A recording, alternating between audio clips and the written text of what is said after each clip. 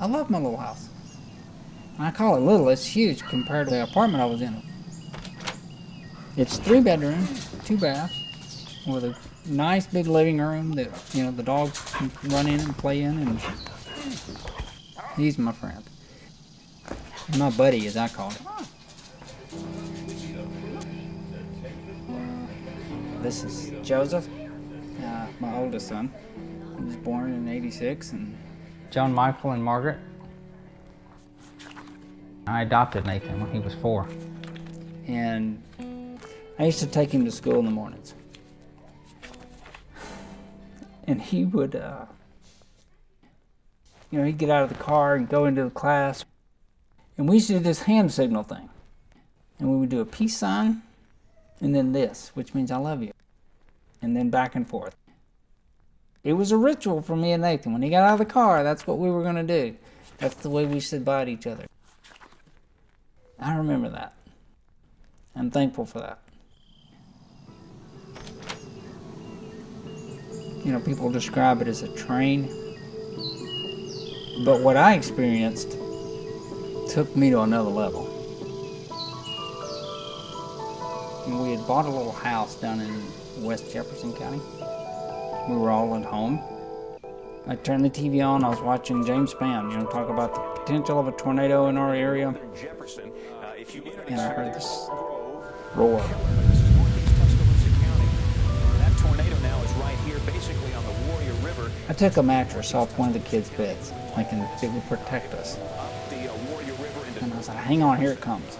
And it's like you see in the videos, where the roofs just come off. I felt the floor buckle. The whole entire roof system just came off, just all of a sudden. I looked up and saw the sky.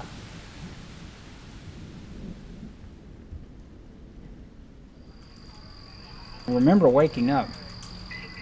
It was dark. I couldn't see. It felt like something was lying on me. I couldn't move. I didn't realize I'd been paralyzed. I didn't know. And I screamed out for Christy. Where are you? I could hear her. Oh, I'm over here, and I said, well, do you know where the kids are? And I could hear the 2 youngest ones crying. There was nothing left. There was no recognizable anything. And I remember kind of looking around as they were getting me into the ambulance. And I said, well, where's Nathan? During us being picked up and thrown, Nathan had suffered a head injury. They didn't think he would come out of it. And that was,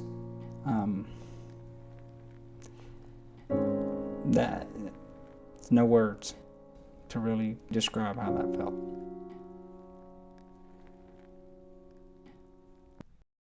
Nathan was the last person to die, the 34th victim of that tornado. We lost everything we owned, all the cars were gone, the house. But this was so defining. And it was one of those moments where time stopped right there. That's been a little over 17 years ago. So I have my other kids. The youngest is now 18, and she's a bright young girl.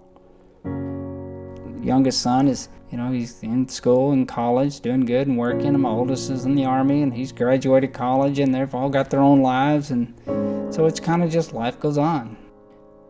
But you can't help but wonder, what kind of man would he be now, and what would he be doing?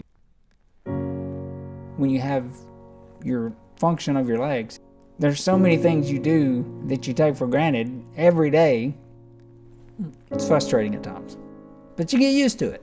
Because, I have other children, I have family, I have a life that I'm trying to get back to. I'm not looking for sympathy. I'm not looking for people to feel sorry for me. It is a reality. It is what it is. Right? I'm in a wheelchair. but it's difficult to find full-time employment, and with the rising cost of everything, I just looked around and went, wow, I am running out of options as far as being able to pay things like rent and buy groceries. You have to decide, okay, I'm going to do everything I can possibly do to take care of myself and my family. And then if I need help, I'll ask for it. And so that's what I did. The opportunity that I have here, it came at a time when it was needed the most. I don't know if it was pride or ignorance of going, well, they're giving you a house. And even though somewhere in my mind, I didn't think that that was the case, I still felt that way about it. But when I really began to look into Habitat, I began to think, you know, that really is something I need. They aren't just giving you something. They're giving you an opportunity to help yourself.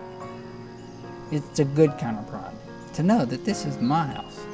I worked for this, and I can look around, and every nail that was nailed was done out of somebody wanting to help me. That's a beautiful thing. It makes me a better man to have accepted the help and to go out and then in turn help someone else. Because to me, that's the epitome of what Habitat for Humanity is someone that has a need and people come alongside them and help them help themselves.